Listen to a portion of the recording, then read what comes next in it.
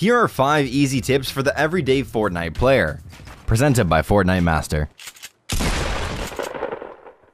This week, we've got 5 tips that the everyday Fortnite player can use to outplay their opponents, and to be more efficient without having to do anything super complicated. These include ways to loot and move around better in the early game, as well as specific combat tips to counter turtling or get out of a tight situation. Without wasting any more time, let's get started. This first tip is most useful in the early game when you're farming in houses and ducking in and out of doors, but can also come in handy whenever you're using your pickaxe to break things throughout the game. The premise is to switch to your pickaxe or a weapon to cancel an animation that forces you to walk for a short period of time. You can cancel your pickaxe swing animation after you hit, allowing you to immediately run after your last hit.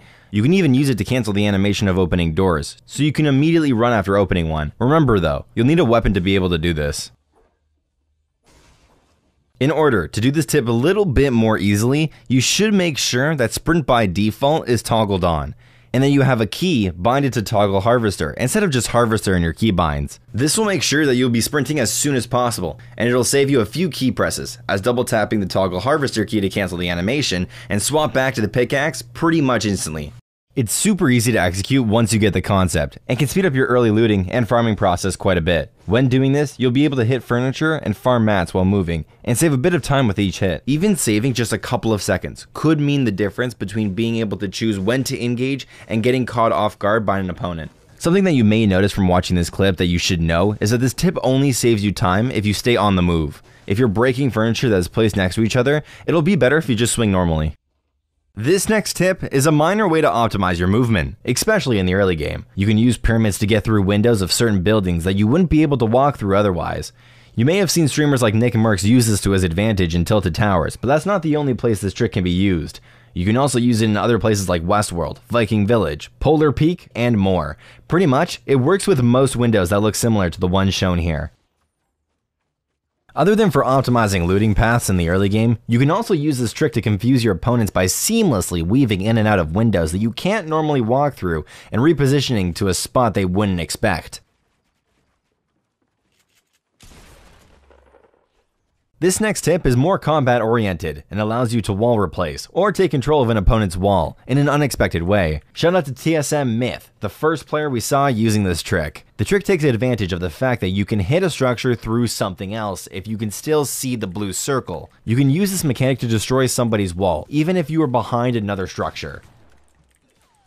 Essentially, you hit their build to get the blue circle, move back and build your own structure, acting like you're going to take a different angle, then target the blue circle to destroy their wall through your build, followed by replacing their build with your own. It takes a little bit of practice to get the movement down swiftly, but it shouldn't be too difficult overall.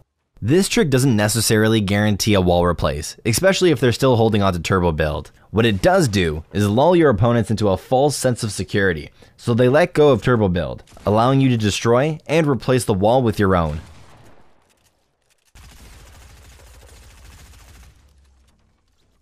Launch pads are a great mobility item for making hard rotations and disengaging from tight situations, but they do have a downside. Other players can follow you. This means that your opponents can also get free rotations from your pad, or if you disengage, you'll probably only get away for a few seconds before they catch up. The simple solution to these problems is to destroy your launch pad as you use it. This does not mean use it, land, then shoot it out, but rather destroy your pad immediately after you use it, so nobody can follow, no matter how quick. You can do this one of 2 ways, shooting or editing. Editing is a little more reliable, but they both work similarly well. When you're in the air right before you land on the launch pad, you want to destroy the platform that is holding your pad up. If you're using a gun, then get the supporting platform to one shot, then finish it off before you land. For editing, edit the supporting platform so it's no longer connected. Then confirm the edit before landing on your pad. This last one is another combat-oriented tip. Let's say you're trying to turtle and somebody is spamming your walls relentlessly. Although most players feel vulnerable when they're getting spammed, the opponent who is spamming is also extremely vulnerable.